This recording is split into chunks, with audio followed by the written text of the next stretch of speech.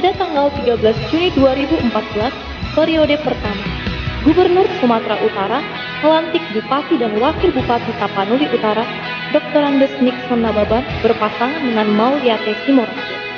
Dan pada tanggal 23 April 2019, periode kedua, Gubernur Sumatera Utara melantik Bupati dan Wakil Bupati Tapanuli Utara, Dr. Andes Nixon Nababan MSI dan Sarlandi Huta Barat MK dengan visi menjadikan Tapanuli Utara sebagai lumbung pangan dan lumbung sumber daya manusia yang berkualitas serta daerah wisata.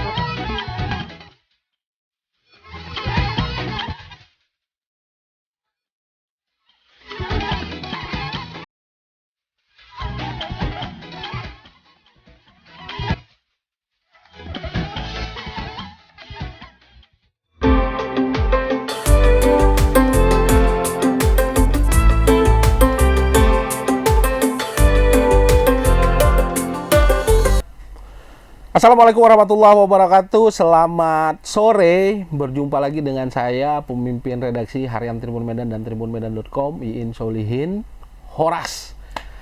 Ngopi sore edisi hari ini saya kedatangan tamu istimewa. Sangat istimewa karena momennya hari ini adalah kami sedang ulang tahun ke-13 Tribun Medan. 13 tahun sudah kami hadir di Sumatera Utara memberikan informasi terkini kepada masyarakat melalui platform kami Harian Tribun Medan dan tribunmedan.com. Tamu kita hari ini di Ngopi Sore, beliau adalah Bupati Tapanuli Utara, ya. Bang Nixon Nababan. Ya. Bang Nixon, bagaimana kabar sore ini? Sehat Pak Solihin, sehat semua para penggemar Tribuners ya. Kami menyapa Tribuners. Tribuners ya. Tribuners. Pak Nixon ini adalah bupati yang hampir 10 tahun memimpin daerah Tapanuli Utara. Ya. Tapi sebelum kita ngobrol jauh tentang apa yang sudah dilakukan Pak Nixon untuk rakyat di Tapanuli Utara ini, Abang ini kabarnya adalah mantan wartawan rupanya. Betul Bang ya? Betul. Jadi awak jadi apa ya? Takut ini Tribuners, agak takut wawancara. Kalau mantan wartawan itu bisa dia menilai, nggak betul ini cara wawancaranya. Enggak lah. Boleh tahu Bang, sejak kapan itu Abang mulai menjadi wartawan itu? Ya, itu sejak 97 ya. Saya masuk di Media Indonesia sebagai Media Indonesia ya, waktu itu ya. 97. Sebagai wartawan trainer di sana. Kemudian kalau nggak salah di 98 atau 99 saya keluar. Saya memimpin sebuah majalah Bonani Pinasa. 97 Abang mulai karir, 98 apa 99 lupa saya keluar lagi dari sana. Lalu Abang mendirikan sendiri? Ya, tapi bisnis ya, sambil bisnis. Saya kemudian memimpin majalah Bonani Pinasa, majalah Batak ya. Majalah Batak. Berbahasa Batak? Enggak bahasa Indonesia. Bahasa Indonesia. Kemudian ada juga bikin koran namanya Sumut News. Sumut News. Nah, itu saya pemiliknya, saya juga pemeretnya gitu. Kemudian ya seiring dengan bisnis berkembang, masuk organisasi partai politik. Akhirnya ya udahlah, dunia wartawan saya tinggal dulu. Tapi sekarang saya masih tetap komisaris Palapapos. Media online ya. Luar biasa. Jadi wartawan ketemu dunia usaha berarti Bang. Ya. Tapi bisa saya bilang mantan wartawan yang kemudian menjadi pengusaha berarti. Lalu putar haluan lagi. Dari pengusaha jadi politisi. Ya. Abang tahun berapa itu memutuskan untuk ya udah deh wartawan pengusaha, ada profesi yang lebih saya senangi lagi gitu ya. Sebagai wartawan kan ketika itu banyak ketemu politisi itu. Bicara tentang kebangsaan, bicara tentang nasionalisme, bicara tentang metode pembangunan. Ya. Kita banyak mendengar dari pejabat-pejabat, kita juga banyak kenal senior-senior kita wartawan. Waktu mahasiswa juga saya sudah sebenarnya menggeluti dunia politik karena saya sarjana komunikasi toh.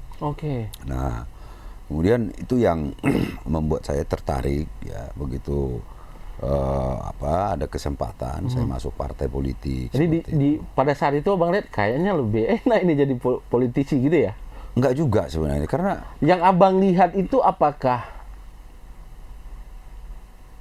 ketertarikan itu muncul dari bagaimana mereka kemudian mengelola masyarakat? Iya, bagaimana membuat kebijakan, bagaimana menciptakan kebijakan, bagaimana apa yang kita kerjakan itu bermanfaat kepada masyarakat. Terus ada kebijakan kita lihat kok begini ya, tapi kok enggak ada manfaatnya ya. Nah, itu yang membuat kita itu ada yang positif, ada yang negatif, yang selama kita perhatikan, yang selama kita pelajari, sama kita tulis, itu yang membuat ini kayaknya saya lebih, harus masuk di dalam ini gitu loh. Mungkin dari tulisan kurang memukul, artinya harus masuk ke kebijakan. Harus. Kalau kita mau menulis sesuatu kan kita harus jadi wartawan, kira-kira begitu. Nah, ketika kita ingin kebijakan itu, ya ini yang saya pelajari begini, saya lihat begini. Ya, Indonesia merdeka itu dulu keinginannya begini, marhainisme. Kan begitu kan? Dan Abang marhainisme? Ya, marhainisme sejati kita. Kita pengagum Bung Karno. Sejak lahir enggak lah.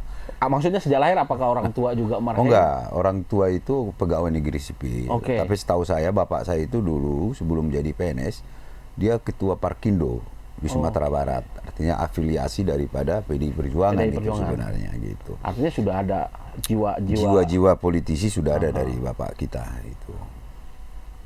Memutuskan dari pengusaha berpindah ke menjadi politisi. Tahun berapa itu Abang? 99. 99. Saat itu Abang langsung ke PDIP? Belum.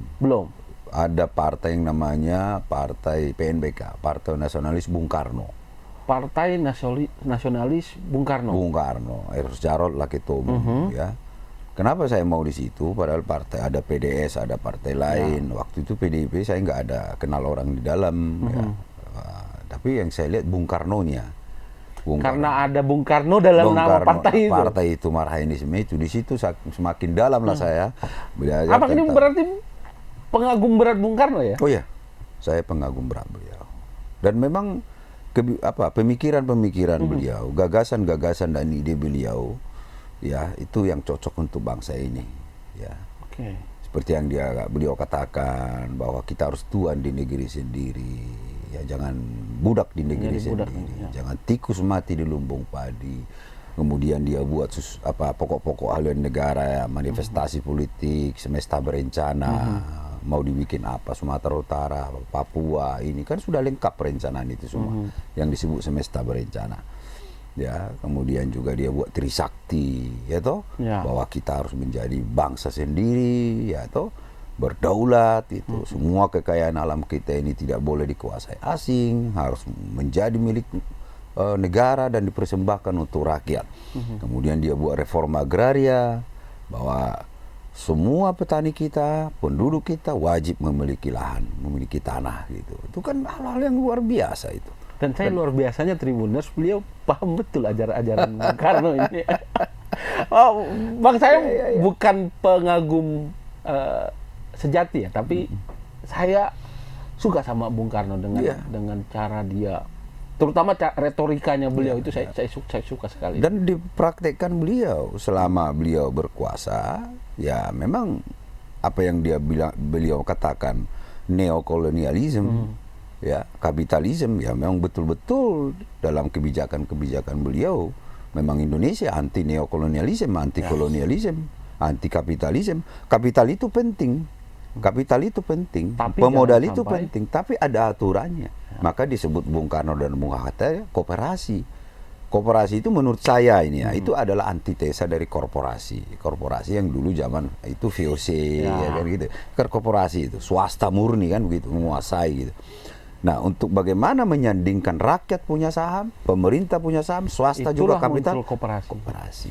Nah, itu yang hilang. Nah, kooperasi itu jadi di zaman Orde Baru dia jadi berubah istilah kooperasi simpan pinjam, makanya kayak gitu.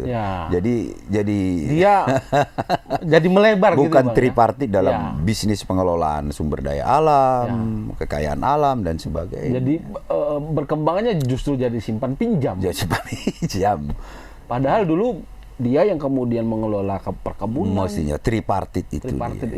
Gitu. Jadi Kalau misal satu area dulu mungkin milik Belanda lah ya atau Jepang itu 100 atau 1000 hektar untuk katakan sawit. Ini kembalikan tanah itu untuk rakyat. Kan tentu kalau dibalikan itu berarti jadi persil-persil. Ya. Nah kemudian rakyat itu nanti udahlah saya mau nanam cabai, hanya hilang dong yang 1000 hektar sawit ini. Padahal kita harus punya sawit untuk kita bikin minyak goreng untuk kebutuhan kita. Maka koperasi lah menggantikan itu. Jadi pemilik tanah yang sudah dikembalikan haknya itu kembali masuk dia dalam koperasi. Swastanya ada. Dihimpun dalam koperasi. Swasta tetap ada. Pemodal bikin pabriknya, dia yang menjual, gitu loh. Rakyat yang punya tanah, dia punya saham di situ. Negara juga punya saham. Itu jadi, yang bagi hasil sama. Ya. Jadi kita tuan di negeri sendiri. Bukan menjadi budak. Bukan menjadi budak. Bang, kita kembali ke tadi. Abang masuklah partai apa tadi Bang? Partai PNBK. Lalu tentu Abang kemudian semakin mengenal jauh tentang Bung Karno. Lalu bagaimana kemudian Abang bisa mengenal PDI Perjuangan? Jadi ada waktu itu peralihan pemilihan Pilpres ya. Pilpres itu. Nah, waktu itu periode kedua Pak SBY ya Pak saya. Nah, kita kan diajari marhainisme di PNBK, ideologi Bung Karno, bla bla bla gitu ya. Nah, kemudian kebijakan partai ketika itu harus mendukung SBY. Ya kan? Nah, menurut saya saya tidak bagian dalam hal dukung-mendukung terhadap itu. Hanya saya keluar dari situ, saya mengundurkan diri, ya toh. Karena menurut saya tidak sejalan lah dengan visi dan misi Abang ya. Hanya saya keluar bikin surat pengunduran diri resmi, saya keluar resmi, ya udah. Saya disambut oleh PDI Perjuangan masuk di dalam. Itu tahun 99 ya. Saya waktu itu ketua DPD DKI Jakarta. Untuk PNBK ya? Iya, kemudian saya masuk di PDI Perjuangan. Saya masuk di DPD DKI sebagai anggota biasa, sebagai anggota Bapilu, sebagai anggota Pora, kemudian saya masuk jadi sekretaris TMP DKI Jakarta. Disitulah Abang semakin mengenal PDIP. Semakin mengenal PDIP. Tentu di PDIP juga ada ajaran-ajaran Bung Karno, ide-ide Bung Karno kan juga lekat di PDIP sebenarnya kan, Bang. Nah, di situ ideologi Bung Karno ada di dalamnya, dan juga anak-anak ideologis Bung Karno di dalamnya, ideologinya ada di situ, makin klop lah. Gitu loh. Jadi rohnya. Dan menurut Abang saat itu PDIP lebih baik daripada partai sebelumnya. Lewat visi dan misinya tadi. Saya bukan lebih baik ya, tapi memang sejalan lah gitu. Sejalan, karena PDI Perjuangan itu setelah saya di dalam itu ya kalau sudah AA gitu, dan selalu melihat prestasi-prestasi dari kader, selalu mengutamakan bagaimana ideologi Bung Karno, cita-cita Bung Karno itu tidak hanya di mulut, tidak hanya kata-kata, tapi juga dalam praktek kehidupan sehari-hari. Apalagi kalau kita sudah diberikan kepercayaan menjadi petugas partai, menjadi pejabat, ya kita harus melaksanakan arahan-arahan partai, arahan-arahan ketua umum, dan juga ideologi partai itu harus kita laksanakan. Cita-cita Bung Karno itu harus, dan itu juga saya laksanakan setelah saya jadi kepala daerah. Satu komando lah gitu Bang ya. Satu komando. Kalau 99 berarti sudah 23 tahun Abang menjadi anggota PDIP. Mulai tahun 99 ya. Berarti sudah 24 tahun. Ya. 24 tahun. Dan nggak pernah Abang loncat-loncat. Nggak pernah loncat. Karena buat saya itu saya sudah di tempatnya Bung Karno yang seutuhnya. Gitu. Ini menarik nih, Tribunner, di tengah situasi politik yang menurut saya ada perkembangan politik yang hari ini kalau tidak menguntungkan bagi personal, kita akan pindah ke tempat lain gitu Bang. Ya banyak. Hari ini politisi-politisi ada kita. aja. Ada beberapa lah, tidak semua. Tapi saya termasuk yang oke dengan Bang Nixon. 23 tahun itu bukan perjalanan yang, artinya Abang sudah mengalami jatuh bangun, asam garam di PDIP sendiri. Lalu lewat PDIP juga Bang kemudian menjadi kepala daerah. Ya, itu 2000 2012. 12. Abang Dari 2013 saya mengajukan diri untuk calon kepala daerah dan itu dikasih rekomendasi oleh Ibu Ketua Umum dan saya menang 2014. Tujuan sebenarnya yang pertama memang mama saya. Berarti mama itu masih di sini, Bang. Abang kan sempat berkarir di Jakarta kan, pengurus Jakarta, lalu dapatlah mandat dari Ketua Umum untuk maju di Tapanuli Utara. Iya. Keluarga di Tapanuli Utara. Keluarga saya di Jakarta, keluarga. Tapi mama saya di kampung, Ibu di kampung. Borong. Ya. Iya, jadi saya itu berkarir di Jakarta, usaha di Jakarta. Gitu. Akhirnya memutuskanlah Bang untuk kemudian karena ada mandat, ada tugas dari partai. Awalnya dari orang tua, dari mama, yaitu kami kumpul semua anak-anaknya. Mama bilang, udah siapalah kalian pulang dulu anak-anakku, siapalah, tolong di Tapanuli Utara diperbaikilah karena sudah begini gitu. Enalah saya jelaskan di sini ya. Ada keresahan dari Ada ibu. keresahan karena mama saya guru. Mama saya guru itu. Bapak PNS ya, Bang? Bapak PNS juga, guru. PNS, guru juga. Guru juga. Tapi bapak itu pensiunan jadi dosen. 5 tahun sebelum pensiun dari guru, bapak sempat jadi dosen Kopertis di Simalungun, Universitas Simalungun. Gitu. Jadi tapi bapak udah meninggal lama toh, 2002. Kemudian ya semua kami kakak beradik ketika mama minta harus pulang, semua mata tertuju saya. Karena memang sudah masuk dunia politik walaupun belum politisi kan gitu. Kita hanya masih followers lah.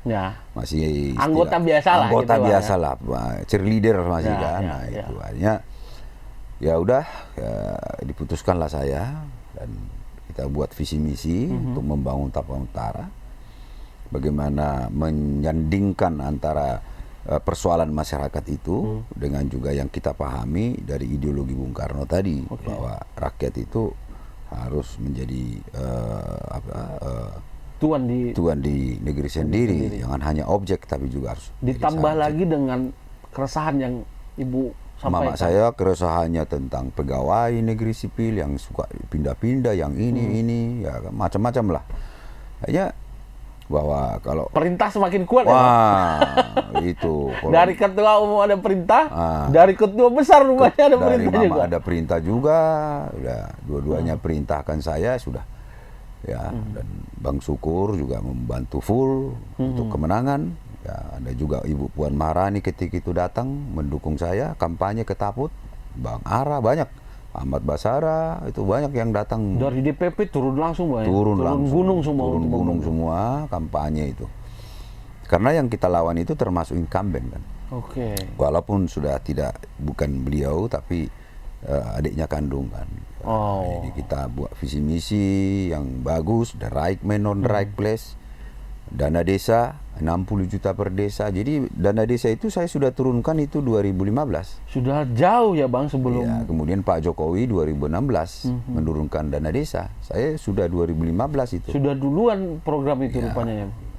Nah, kemudian belajar sekolah gratis, berobat gratis itu sudah saya buat 2015-16 yang kemudian menjadi kebijakan nasional 2017. Program lansia saya buat. Saya buat juga agar petani kita itu tidak terjerat dengan sistem ijon. Itu saya buat pupuk setelah panen baru bayar. Jadi saya setiapkan uang dengan di Perusda, kita beli pupuk, ya toh, kita kasih ke petani. Nanti kalau udah pinjamkan dulu mereka. Kasihkan dulu, nanti kalau udah panen baru mereka bayar. Itu saya buat kebijakan itu. Nah sekarang di periode kedua saya agak buat semi. Jadi tidak seperti itu, tapi melalui Perusda mendatangkan pupuk dari pabrik, baru petani susun RDKK, setelah lengkap semua Perusda kirim, baru kelompok tani mengirimkan ke Perusda pembayarannya. Jadi tetap duluan Perusda kita. Tapi lewat dimodifikasi dikit. Nah, kemudian juga tapi jaminan bahwa petani tidak kekurangan pupuk, jaminan bahwa mereka tidak terlilit hutang karena harga pupuk yang sangat tinggi itu sudah Abang buat sistemnya pada saat itu. Saya buat sistemnya itu saya buat. Kemudian yang kedua kan kalau di Taput itu kan stagnan ya usia produktif kan. Ada yang sekolah, merantau, kan begitu ya. Sehingga misalnya orang tua ini, dia punya anak empat. Empat anak ini kan mereka nyangkul, artinya 1,5 hektar masih bisa mereka berladang cangkul, lah mereka berladang, bisa karena rame-rame ya kan. Nah anaknya kemudian merantau sekolah, tinggal orang tua, karena nggak mungkin lagi dong, nggak mampu lagi. 1 hektar itu atau 1,5 hektar itu. Betul, maka solusinya adalah mekanisasi. Maka saya siapkan traktor-traktor besar, mengolah lahan masyarakat, itu gratis. 2 hektar ke bawah, itu gratis. APBD itu bayar operator solar. Biaya pemeliharaan dari APBD. Tapi tetap lewat kelompok tani tadi? Enggak, itu bisa pribadi. Enggak harus Jadi kelompok dia tani. order saja nanti, Pak, saya punya lahan 1 hektar, Iya. mau saya tanami Betul. kol, bisa dibantu Dibantu dengan traktor besar, 3 kali mengolah lahan. Kemudian habis itu kita kasih lagi mekanisasi kayak hand traktor. Jadi tiap tahun APBD saya itu saya buat untuk Al-Sintan. Nah mungkin kalau ngecek semua APBD kabupaten kota seluruh Indonesia, kalau memang kita mau lihat pro enggak kepala daerahnya kepada rakyat petaninya, lihat aja APBD. Ada enggak APBD untuk beli mekanisasi? Kan mekanisasi itu kayak katalog gitu kan. Ya. Nah tahun ini saya kalau nggak salah hampir 4 miliar saya buat pembelian mekanisasi pertanian, dan itu sudah saya berikan ke kelompok tani. Kelompok tani itu juga saya fasilitasi, mereka notaris gratis. Karena itu persyaratan tuh. Harus ada notaris, akte notaris. Membuktikan lahan itu punya dia? Enggak, bahwa dia betul kelompok tani. Oke. Karena ya itu ngomong tepat sasaran berarti. Iya, betul kelompok tani itu harus di akte notaris. Nah, kalau kita suruh bikin akte notaris, dari mana duit kami, Pak? Maka saya siapkan APBD. Saya siapkan APBD. Itu di dalam satu kelompok tani berapa petani? Minimal Pak? 20. Minimal 20. Minimal 20 orang. Dengan kira-kira kalau dari 20 satu kelompok tani berapa luas lahan yang dia bisa kelola itu, Pak? Wah, bervariasi ya. Ada yang mungkin sampai, tapi di atas rata-rata itu 20 sampai di atas 20 hektar. 20 hektar. 20 hektar. Oh, itu sudah luar biasa ya. Luar biasa. 20 hektar. Iya.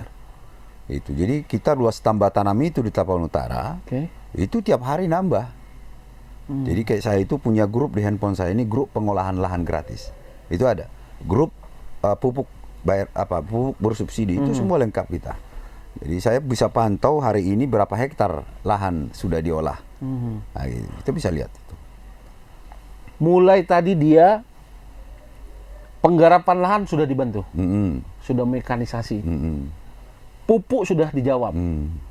Ya. Bagaimana bibit? Bibit kita siapkan maunya apa. Tapi juga kita ajari, jangan sembarangan nanam bibit atau musim tanam itu jangan. Ya, mesti diatur kan? Iya loh, di Liserdang lagi nanam cabai. Jangan pula kita. Jangan boleh kok nanam cabai nanti. Habis jatuh kan? Itu sampai, ini. Saya buat jaminan harga loh di Taput. Saya buat jaminan harga cabai sama bawang merah.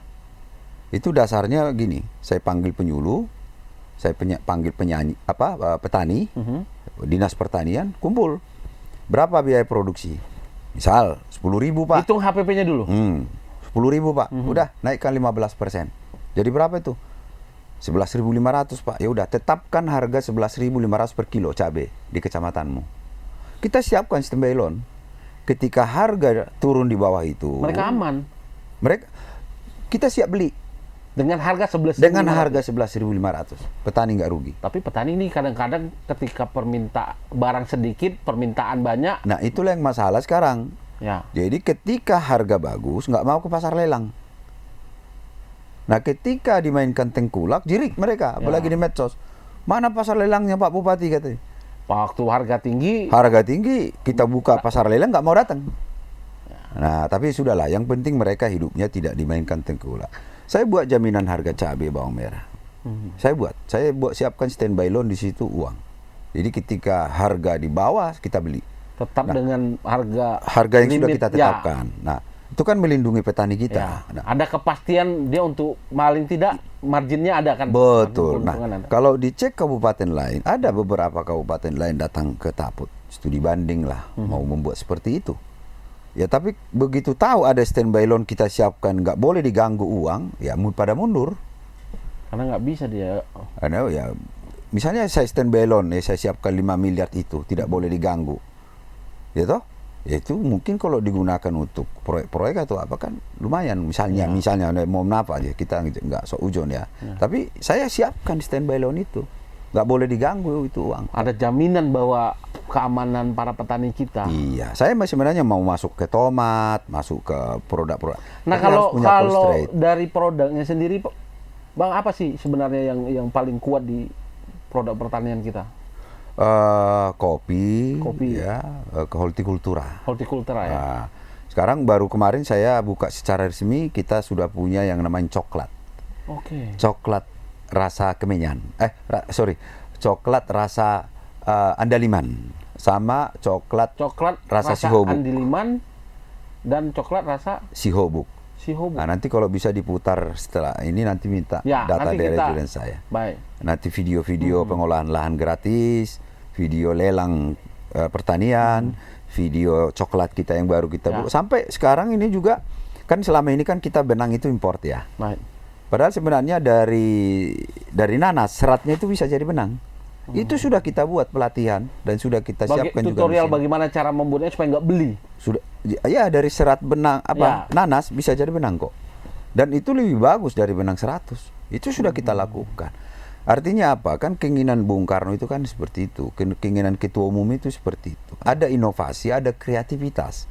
Ya toh, jangan hanya mengharapkan bantuan, jangan hanya mengharapkan masyarakat itu nanti sadar sendiri atau bergerak. Enggak bisa. Kita yang harus jadi Kita yang harus motor penggeraknya. Dan kita ya memang harus ya jujur dalam hal kepemimpinan. Ya saya bukan bilang saya sudah malaikat ya, saya bukan bilang saya sudah bersih. Enggak. Tapi ada hal-hal yang menurut saya tidak semua makanan itu jadi daging. Tidak semua daging itu kita makan jadi sehat badan kita, enggak. Saya nggak pernah sampai sekarang ini mengangkat pejabat itu nggak pernah saya pakai uang, nggak saya pernah minta uang. Ditaput itu gratis, naik golongan gratis. Kemampuan yang jadi. Ya, kemarin 3.000 P3K, saya loloskan mereka semua jadi ASN P3K. Itu sampai rasionalisasi anggaran saya 76 miliar itu untuk gaji mereka. Padahal tidak dikirim dari pusat kan duitnya, padahal harusnya ditambah DAU itu. Ini enggak. Akhirnya apa? Saya rasionalisasi. Saya korbankan dulu diri saya. Perjalanan dalam kota potong setengah. Luar kota potong setengah. Perjalanan luar negeri hapus. Belanja rumah dinas potong lagi. Begitu saya dipotong semua, wakil bupati mau, sekda semua ke bawah. Motornya harus mau, rela. Nah, bagaimana kemudian kalau motongin orang? Orang marah, kita nggak dipotong. Ya itu persoalannya kan di situ. Oh ya kalau abang nggak potong punya abang, lalu abang potong punya saya, kan saya marah dong. Betul. Awak dipotong. Betul. Nah, tapi abang lakukan, saya potong dulu punya saya sendiri. Dana desa, dana BOS itu nggak boleh kita ganggu-ganggu. Dana BOK itu kan apa? Itu kan langsung berkaitan dengan.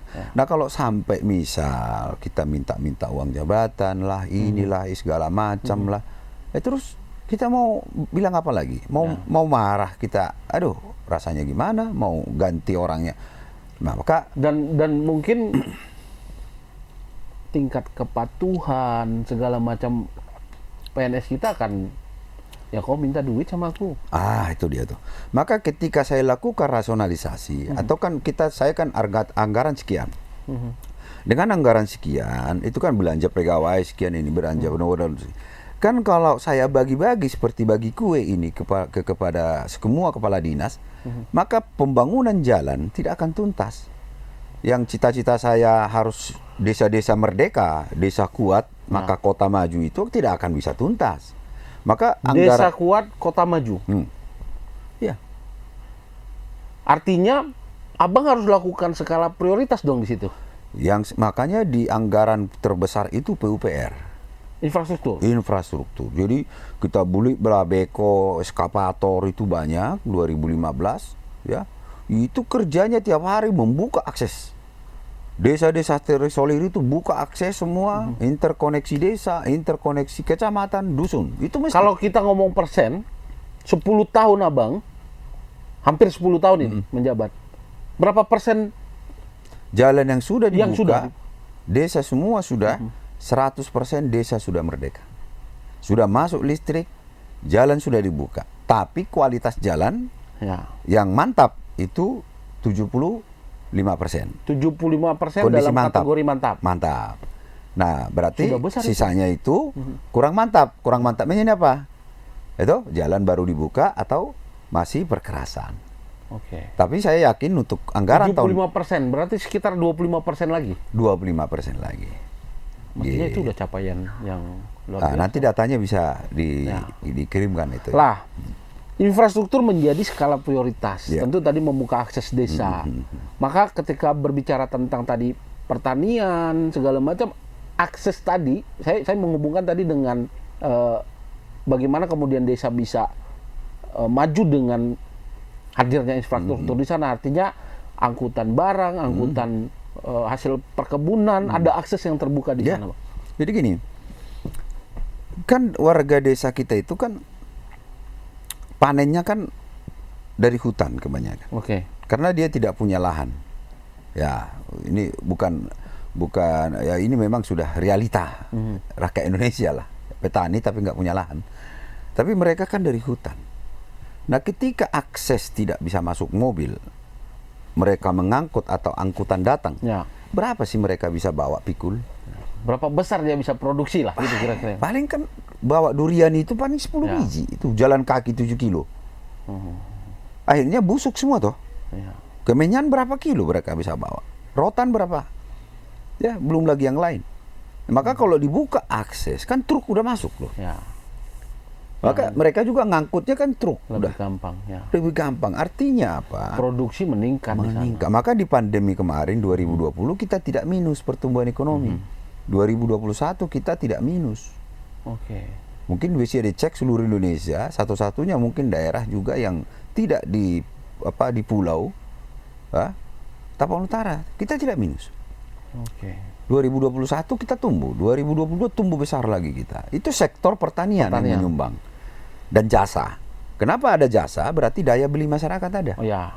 Kenapa pertanian? Berarti investasi selama ini kita mekanisasi pertanian, bibit, menambah penyuluh. Di sana berjalan dengan baik. Kemudian interkoneksi, perbaikan infrastruktur, jembatan berjalan dengan baik. Investasi itu tahun demi tahun menghasilkanlah dia.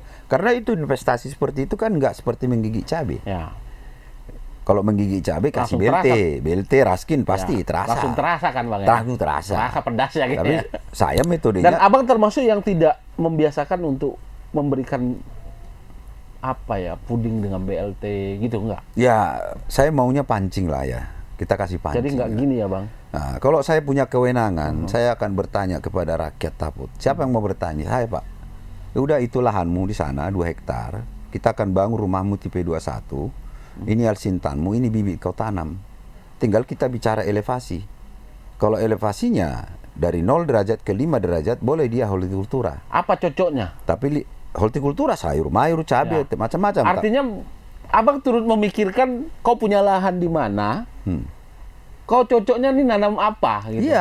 Jadi tingkat kesuksesan mereka untuk bertani itu bisa kita atur sebenarnya. Tinggal kan sebenarnya yang mana daerah minus, yang mana kita import barang, atau daerah kayak sekarang kayak El Nino ini kan mau ada El Nino daerah Jawa sama daerah Sumatera bagian barat. Ini saya sudah instruksikan Kadis Pertanian sama penyuluh agar menanam hortikultura. Karena nanti di sana kan yang namanya cabai segala macam gagal. Nah, kita Tapanuli Utara bisa dan cabai ini menjadi penyumbang inflasi yang mengerikan loh. Nah, itu. Jadi artinya yang penting dalam kepemimpinan itu adalah kita punya empati, kita punya nurani, kita harus bisa merasakan kalau saya seperti mereka gimana ya gitu loh. Rakyat itu memang kalau dinina-bobokkan, ya memang tertidur, terbuai mereka. Tapi kalau kita fasilitasi mereka, kita edukasi dengan baik, mereka tidak mau peminta-minta. Itu yang Abang sebut dengan saya kasih pancing tadi. Pancing gitu. Itu. Bukan dikasih terus hasil ikannya dikasih terus.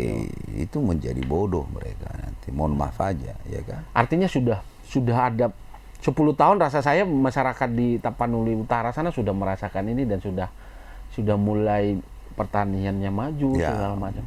Mulai dari mungkin media sosial saya lah, mungkin bisa diikuti kan dari Facebook saya, IG, TikTok. Mungkin bisa dilihat di situ. Kita tadi bicara pertanian, Bang. Bagaimana dengan kesehatan dan pendidikan? Kesehatan ini dulunya kan puskesmas jam 2 udah tutup. Tadi Abang sebut kesehatan gratis sudah saya lakukan di 2015. Itu kalau per tahun itu dulu itu berapa itu ya? 7.000 kita tampung BPJS-nya. Yang namanya lansia itu gratis berobat itu di puskesmas. Ya. Nah, dulu puskesmas kita itu jam 2 udah tutup. Sekarang 24 jam. Dan harus ada ruang gawat darurat, ada ruang Itu inap. di setiap kecamatan. Dan ada satu kecamatan sampai 2-3 puskesmas. Kita kalau nggak salah ya. Puskesmas 24 jam. 24 jam. Wajib itu. Nah, tentu biar dia 24 jam kan harus ada kasih insentif dong. Iya. Nah, bicara anggaran dari mana lagi? Nah, cari anggaran ini kan kita harus juga pakai muter-muter kayak mama-mama. Ya. Ya kan? Mesti, Kasatpol PP, udah kau duduk manis di situ ya. Jangan dulu kau minta ganti baju-baju anggotamu. Cukuplah sekali setahun ganti baju mereka itu ya. Kenapa, Pak? Kan biar keren bajunya. Enggak. Ini puskesmas harus 24 jam. Dia harus punya ambulans. Kan kita. Nah, tapi kalau saya minta uang dari Kasatpol PP ketika dia mau jadi Kasatpol PP, contoh, pasti dia kan ngamuk. Ya. Loh, Pak, Kau udah minta duitku. kau udah minta duit dari saya. Ini duit Nggak ada jatah anggaran. kau ambil lagi kan gitu ya, Pak? Masa makan gaji tok kan dia. Ngamuk dia kan. Nah, Artinya ini juga berkaitan sebenarnya. Berkait Bang, ya. tali Bagaimana temali. kemudian kita memanage teman-teman PNS atau ASN ini masalah trust. Artinya ketika Abang sampaikan ini bukan kuambil untuk pribadi, Bukan untuk tapi pribadi. untuk masyarakat, Untuk lewat masyarakat, puskesmas. iya. Dan mereka terima itu. Terima. Saya ajak, saya nginap di desa. Tidur di tikar saya sama masyarakat. Saya nggak mau di kamar. Saya di tikar di ruang tengah. Biar juga dilihat oleh gadis-gadis camat itu. Lah, bupati kita aja di tikar loh. Gitu loh. Nah, saya nggak bayangkan si camat dengan Pak Kadis ini macam mana lagi ya kan? Naik kereta, sepeda motor. Itu kekinya luar biasa. Awalnya begitu, saya rasakan itu. Awalnya ketika saya programkan saya turun ke desa, menginap di desa, melihat peninjauan pembukaan jalan. Awalnya saya lihat dari raut muka mereka itu, Pak Bupati kita ini keterlaluan bah, ini. Tapi lama-kelamaan mereka melihat sendiri, oh ternyata ketika mereka pesta, mereka melakukan kegiatan, terus jalan itu sudah bagus, yang aturan dia tempuh 4 jam, jadi ditempuh 30 menit, akhirnya mindset itu berubah.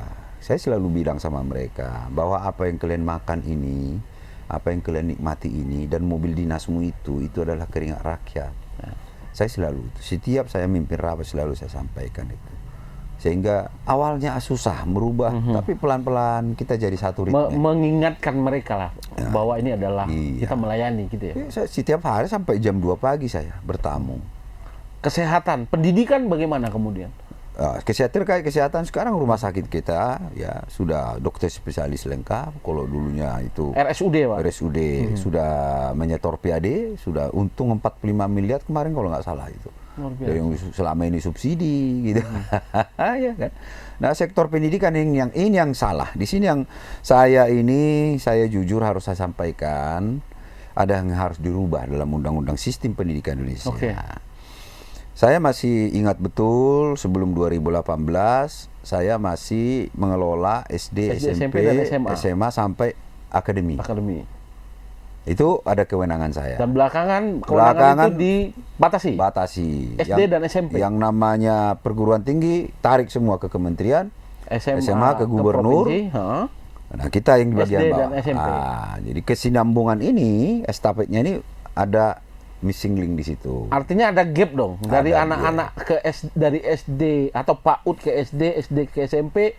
Abang bisa handle dia di sana. Apalagi kena lagi di sistem zonasi. Ya. Zonasi itu kan yang membuat apa ya? Negara tidak punya sekolah unggulan lagi. Ya. Maka saya bilang melalui Tribun ini, tolonglah dirubah itu. Hapus itu sistem zonasi. Tidak benar itu. Negara harus punya sekolah unggulan. Jangan swasta. Hari ini swasta loh Pak yang punya. Saya termasuk yang kemudian memilih swasta untuk anak-anak saya Pak. Ya kalau ada duit. Tapi saya kalau nggak ada duitmu, semua negeri sampai teman-teman kita. Sarjana saya negeri Pak. Seperti teman-teman kita yang di desa. Ya. Nggak ada duit. Ya. Terus? Apa opsinya? Kalau ada duit, masuk sekolah yang bagus. Ya. Yang kaya makin kaya, pintar makin pintar. Terus yang kurang pintar itu gimana tuh? Saya setuju Pak. Agree. Satu halaman yang bandel sama yang baik. Satu halaman dulu ini. Dampaknya kan itu. Yang baik bisa jadi buruk, yang buruk jadi baik. Satu halaman lagi yang pintar sama kurang pintar. Dampaknya kan tinggal itu. Ya. Tapi kalau yang pintar sama yang pintar Kumpul, mereka di klaster, tapi yang kurang pintar dibuat penetrasi. Kalau saya nih ya, kalau saya ini yang kurang pintar nih. Dia kan mungkin nggak suka matematika. Dia nggak suka. mungkin ada Dia sukanya pelajaran lain yang Dia sukanya atau main bahannya tinju. di mana gitu. Sukanya main bola, sukanya main musik, sukanya ilmu politik. Jangan kita paksa. Kasih tempat buat dia itu berkreasi, berkarya. Kan ada orang-orang psikolog. Nah, kalau saya penentu kebijakan di situ, saya akan buat itu. Ya kan? Ada community college, ada institut vokasi, ada university untuk riset. Nah, ini Indonesia coba berpintu-pintu pengelolaan pendidikan. PLN punya sekolah tinggi sendiri. Benar.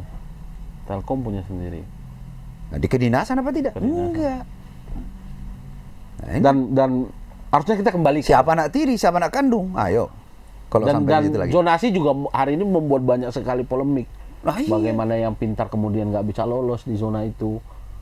Bahkan dia terkatung-katung karena perkara jarak rumah ke sekolah yang tidak masuk Ya, dalam. tapi kategori. namun demikian saya tidak tidak melakukan terobosan di bidang pendidikan. Nah, baru kemarin mungkin kalau dilihat di medsos saya itu saya buka cerdas cermat.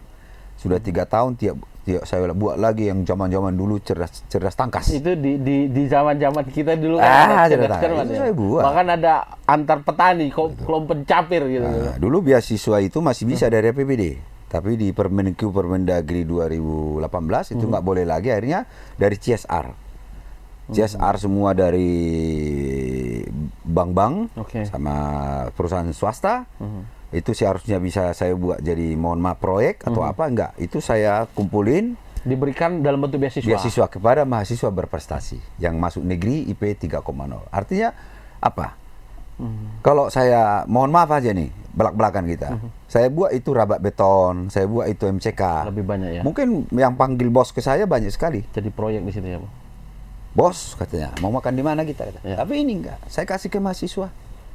Itu sudah 4 tahun saya kerjakan. Setelah APBD tidak boleh untuk beasiswa. Itu. Jadi inti adalah dari kerelaan kita, keinginan kita. Sebenarnya mau jadi bupati itu mau ngapain gitu loh. Mestinya jadi bupati itu melayani. Melayani. Bukan dilayani. Ya. Itu sengaja saya nggak sebut biar Bang Nixon sendiri ya. Mestinya ini kepala daerah kita punya pemikirannya seperti Bang Nixon. Iya, kan kita ini kan bupati ngurusin yang ingusan, orang ingusan. Kalau wali kota kan ngurusin orang-orang usaha, mulai berdasi gitu ya. Jadi bedanya di situ. Jadi kita ini turun di grassroots, wali kotanya di tingkat middle. Ya.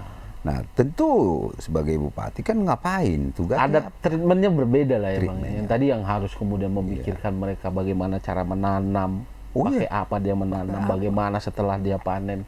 Itu kan udah saya bilang dari hilir ke hulu sudah selesai. Jadi metode saya itu lihat, dengar, lakukan. Gitu. Jadi artinya tidak boleh kita tutup mata, tutup telinga, nggak bisa. Bang Nixon ini adalah periode kedua. Ya.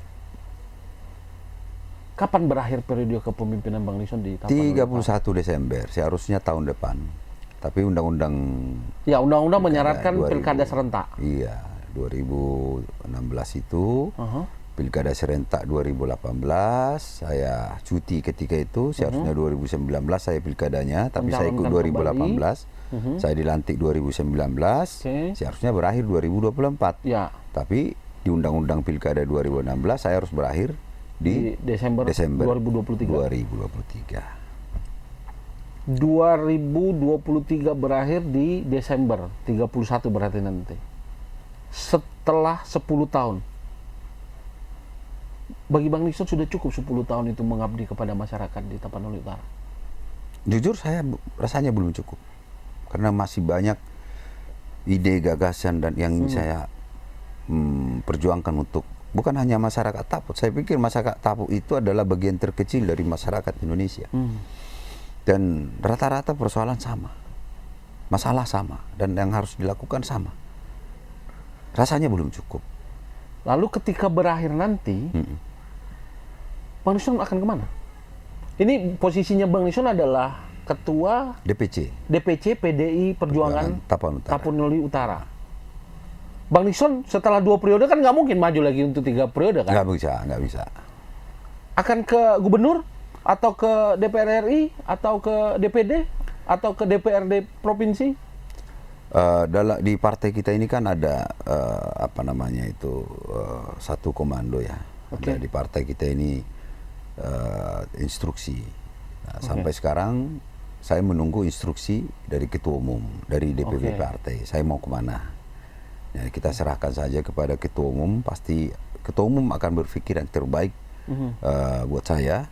Ya, apakah kemana atau kemana gitu ya.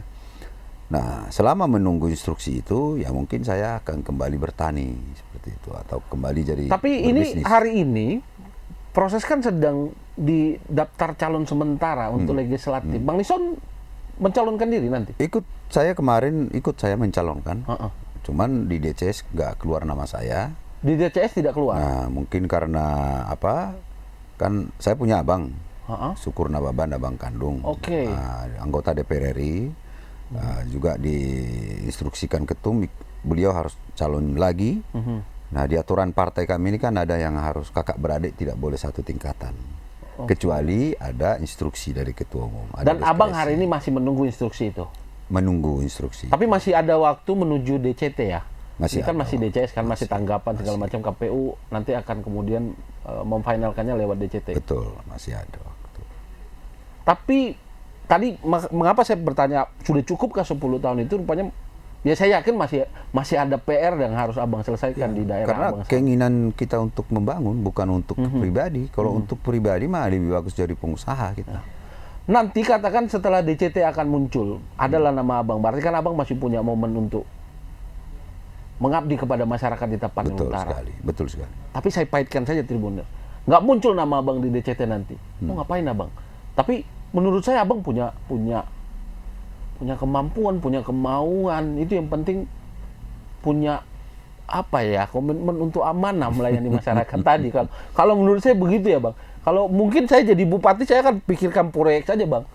Ya mungkin kalau saya ya mungkin. Tapi tadi abang berpikir bahwa daripada saya buat rabat beton, daripada saya buat segala macam, abang lebih baik memberikan ke masyarakat kan. Ya. Katakan nanti tidak masuklah abang dalam legislatif nanti. Abang masih ketua DPC? Ya masih. Apa yang mau abang lakukan untuk masyarakat nanti? Ya, secara politik tetap bagaimana saya sebagai ketua DPC melaksanakan tugas-tugas saya sesuai instruksi ketua umum, instruksi partai. Nah tentu sebagai pribadi saya akan kembali kepada keluarga, dengan waktu yang banyak untuk anak-anak, dan juga barangkali saya akan memikirkan hidup saya ke depan. Seperti apa? Apakah kembali berbisnis, ataukah menjadi seorang petani, atau mungkin ke kampus? Apakah jadi dosen atau apa? Itu biarlah seperti air mengalir. Itu biarlah. Tapi saya yakin satu. Biarlah Tuhan yang mengarahkan. Biarlah Tuhan yang mengatur. Tapi saya yakin Tuhan nggak pernah salah untuk kita, Pak. Tuhan tidak pernah tidur. Tidak pernah tidur. Pak Solin. Ada jalan yang dibuat. Ada jalan. Tapi saya dengar ada cerita tentang Tuhan tidak pernah tidur, cerita tentang ada rezeki maut dan jodoh yang diatur sama Tuhan. Kabarnya Bang Nixon ini ulang tahun di 5 Oktober. Ya. Dan itu pas dengan hari jadinya Kota Tapanuli Utara. Benar ini? 5 Oktober, ya. Jadi saya juga itu bukan Bang Nixon yang kemudian tanda tangan ulang tahun Pemkab diubah saja jadi 5 Oktober biar bisa sama bareng saya. Jadi ceritanya itu waktu saya maju jadi calon bupati, saya nggak tahu bahwa hari jadi Taput itu 5 Oktober. Saya nggak tahu. Memang dari sononya 5 Oktober? Memang dari sononya 5 Oktober. Oh, bukan abang yang ganti jadi 5 Oktober ya? Jadi, enggak ya? ketika saya jadi bupati, bulan 4 saya dilantik, bulan 7 datang nota dinas ke saya minta persetujuan dalam rangka hari jadi Taput 5 Oktober. Ya saya panggil dong Sekda. Ini kau samain dengan hari ulang tahunku. Ada apa ini? Justru abang kaget saya. Kaget loh. Ini hari jadi Taput, Pak. Wah, Masya Allah, kenapa enggak dari dulu saya kampanye bahwa saya sama dengan lu. Mungkin makin banyak suara saya pikir. Ada ketawaan tadi ya. Dan nomor pilkada saya nomor 5. Dari 8 calon saya nomor 5. Lahir nomor 5, ulang tahun dulu ya. Nomor urut nomor 5. 5 jadi 5 Pancasila 5 kan itu. Nah, ya, kalau saya sih yakin ya itu tadi Tuhan ada rencana Tuhan. Ada rencana Tuhan yang lebih baik. Saya amini itu dan saya yakin itu. Walaupun sebenarnya secara manusia biasa, secara batinnya ya saya harus mengakui bahwa sebenarnya saya sangat masih ingin sekali ya saya tidak berhenti mengabdi untuk rakyat. Walau 1 detik pun saya ingin itu. Tapi ketika pengabdian kita itu kan kita kalau mau mengabdi secara umum, secara luas kepada masyarakat kan kita harus ada dalam lingkaran kekuasaan. Ya. Kalau hanya sendiri ya paling kita bisa pergi ke 1-2 orang. Keluarga atau 1-2 orang. Tapi kalau mau berbuat yang besar, kita harus ada dalam lingkaran kekuasaan itu. Nah, itu kadang ya ketika nama tidak DCS berarti belum ada persetujuan dari ketum karena itu adalah hak ketua umum. Ya. Ada aturan partai juga yang membuat tidak memperbolehkan kecuali instruksi dari ketua umum. Secara manusia ada juga, ya? Saya masih ingin berbuat untuk rakyat, tapi ya sudahlah. Ya, tapi abang masih setia dan loyal pada PDIP? Oh iya, setia dan loyal. Kita setia dan loyal. Abang tunduk dan patuh pada apa keputusan ketua umum? Kita tunduk dan patuh. Saya berharap nanti nama abang muncul lah nanti di DPD. Ini kan ada yang ada yang melamar kemarin masuk. Saya yakin kepala daerah biasanya akan ada lamaran dari tetangga sebelah lah kira-kira. Ada itu. Ini begini dari partai-partai besar pula itu saya bilang enggak lah. Abang tolak itu? Saya tolak. Biasa, nggak loncat. Kalau saya loncat itu. Enggak lah. Apalagi dikasih di dapil yang bagus misalnya kan, wah saya ambil itu. Enggak lah. Kita ada indah pada waktunya. Saya selalu amini dalam hidup saya indah pada waktu. Saya ini lahir dari keluarga miskin, anak guru. Saya hanya niat saya ingin membangun Tapanuli Utara. Dari sekian banyak persoalan dan masalah itu, terkadang saya tiap tahun itu kalau kunjungan itu ya Tuhan, bagaimana saya menyelesaikan jalan ini, bagaimana saya membuka jalan ini. Kadang semua itu sampai kadang kayaknya saya nggak sanggup lagi itu. Tapi ada kekuatan lain itu yang selalu menggerakkan hati dan pikiran, kaki saya, kepala saya ini untuk turun dan tahun berikutnya tuntas kita kerjakan. Begitu. Ada progres kita kerjakan. Jadi luar biasa sebenarnya kalau kita niat tulus. Kalau kita niat dan saya yakin masyarakat Tapanuli Utara yang sudah merasakan dampak dari kepemimpinan Pak Nixon, dia juga berharap. Amin, berharap. Pak Nixon kembali menjadi leader bagi mereka sangat berharap sekali. Dan saya kira ini menjadi kekuatan partai sebenarnya. Ya. Untuk meraup suara. Mungkin karena abang secara DPC ketua ada target lain di situ. PDI harus hat-trick toh. Memang bupati pertama di Sumatera Utara PDI Perjuangan itu saya. Jadi bupati pertama PDIP di Sumatera Utara saya. Bang Nixon. Iya, kader langsung. Kemudian waktu itu 3 kursi. Setelah saya bupati, jadi nambah 6 kursi. Ketua DPRD bisa kita rebut. Periode kedua nambah jadi 10 kursi. Ketua DPRD kita rebut juga. Target saya 2024 ini harus 18 kursi. Jadi single majority. Itu target saya. Nah, provinsi kalau bisa dari Taput itu 2-3 orang bisa sekarang lolos. Posisi sudah 10 kursi DPRD provinsi. Di DPRD provinsi 3 orang. Abang mau target? Target harus 5. DPR RI sebenarnya target itu kalau 5 berarti bisa dapat apa lah ya? Posisi bagus lah ya untuk mewakili Taput ya. Kalau ya posisi bagus pastilah. Bisa wakil ketua misalnya atau apa kan. Kalau dapat wakil ketua dari partai misalnya bisa jadi enggak begitu kalau ya. Kalau itu mekanisme partai ya. Untuk menunjuk siapa ketua komisi, ketua fraksi, ketua artinya DPRD. Kan punya target yang luar biasa. Belum kita ngomong legislatif, belum ngomong pilpres. Misalnya gini kan, DPRD provinsi dari Taput aja misalnya bisa dapat 3 orang atau 2 orang, dari Sumut 2 katakan, Sumut 9 itu ya namanya, dapat 5 orang kan. DPRD Sumatera Utara kan kita bisa nambah, bisa single majority. Ya. Sumbangannya dari mana? Sumut 9. Sekarang DPR RI kita Sumut 2 orang. Nah, target kita sebenarnya kalau bisa minimal 3 orang, nambah 1 lagi. Targetnya seperti itu. Nah, gitu. Jadi Pilpres juga nanti target kita, kalau dulu Pak Jokowi periode pertama 91%, periode kedua ditaput 94%, target kita minimal nanti Pak Ganjar itu ya 90% lagi target kita. Maka ya saya ingin ada ibarat saya itu lagi berperang, saya dikasih pistol, saya dikasih peralatan untuk berperang gitu. Ya, ada peluru. Dikasih pistol nggak ada peluru gimana? Wah, peluru ada. Dan ya makanya tadi saya bilang akan ada target yang luar biasa nih bagi Abang sebagai ketua DPC. Oke, tuntas sebagai kepala daerah. Ya. Itu pun masih ada 2 bulan, 3 bulan lah ya, 3 bulan Abang untuk kemudian tetap mengabdi kepada masyarakat. Tapi next kan Abang punya PR penting bagi partai. Betul sekali. Dan Abang akan laksanakan itu dengan sebaik mungkin. Betul. Saya akan tetap laksanakan. Kecuali partai sudah tidak membutuhkan saya, partai sudah tidak tidak perlu lagi Nixon Nababan, ya mungkin.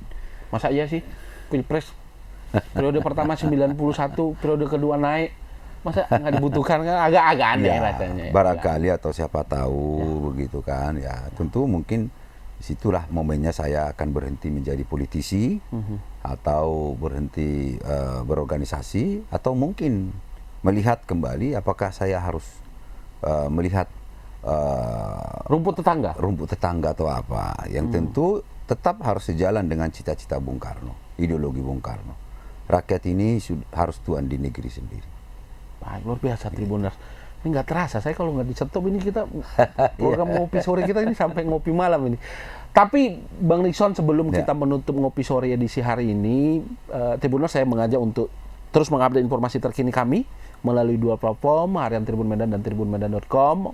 Informasi terkini terkait berita internasional, nasional, dan lokal Sumatera Utara, Medan khususnya, juga bisa diupdate melalui sosial media kami.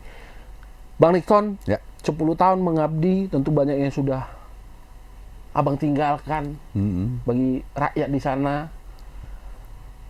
Saya nggak mau menyebut ini adalah perpisahan, enggak. Saya mau menyampaikan bahwa ini adalah perjumpaan pertama. Nanti akan ada perjumpaan berikut dengan Tribun. Saya undang Tribun di hari jadi Tapuk 5 Oktober. 5 Oktober nanti. Ya. Mudah-mudahan bisa hadir. Ya, hadir nanti, dan Pak. di situ ada ulang tahunnya Pak Nixon sekalian. Iya. Jadi datang hadir untuk 2.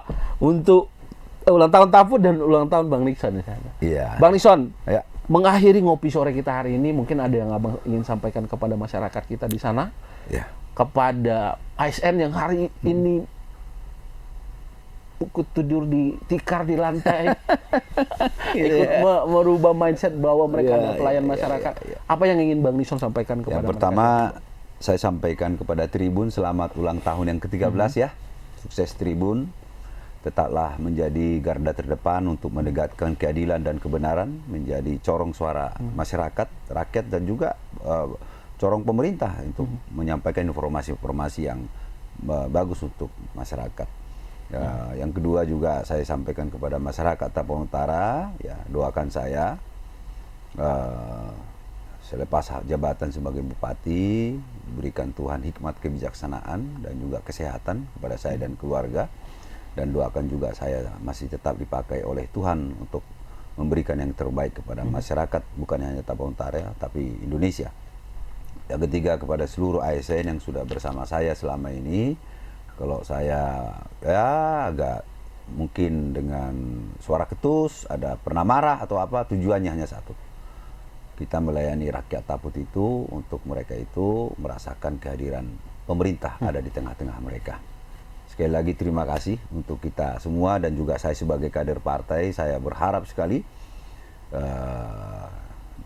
Sumatera Utara ini harus hat-trick lagi. Kita harus kompak, kita harus berjabat tangan, dan hilangkan semua praduga-praduga, hilangkan semua hoax yang mengadu domba. Kita satu, kita berjuang agar Sumatera Utara kita bisa hat-trick menang lagi, dan Pilpres bisa kita menangkan lagi di Sumatera Utara. Dan nanti Pilkada Gubernur Sumatera Utara kita menunggu. 3 kali kita bertarung PDI Perjuangan Sumatera Utara, 3 kali kalah. Saya berharap ke-4 kali jangan kalah. Sumatera Utara harus kader PDI Perjuangan menjadi gubernur. Itu harapan kita. Sekali lagi mari kita kompak, semua kader. Bergerak bersama, solid bergerak. Ya. Stop semua yang namanya tuding-menuding. Lebih bagus duduk bersama, bicarakan bersama, selesaikan bersama dengan baik-baik.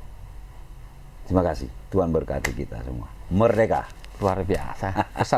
Pesannya Bang Nixon, Pak Bupati Tapanuli Utara sangat luar biasa. Harusnya semangat itu, spirit itu juga tertanam di kita Tribuners. Terima kasih sudah menyaksikan Ngopi Sore edisi spesial ulang tahun Tribun Medan bersama Bupati Tapanuli Utara, Bang Nixon Nababan. Bang Nixon, kita jumpa di lain waktu. Terima kasih 5 Oktober, hadir Pak Solihin, di ya. studio Tribun Medan. Ya. Mudah-mudahan tetap sehat, tetap Amin. bisa melayani masyarakat. Amin, amin, amin. Tribuners, terima kasih. Kita jumpa di lain kesempatan. Assalamualaikum warahmatullahi wabarakatuh. Horas. Horas.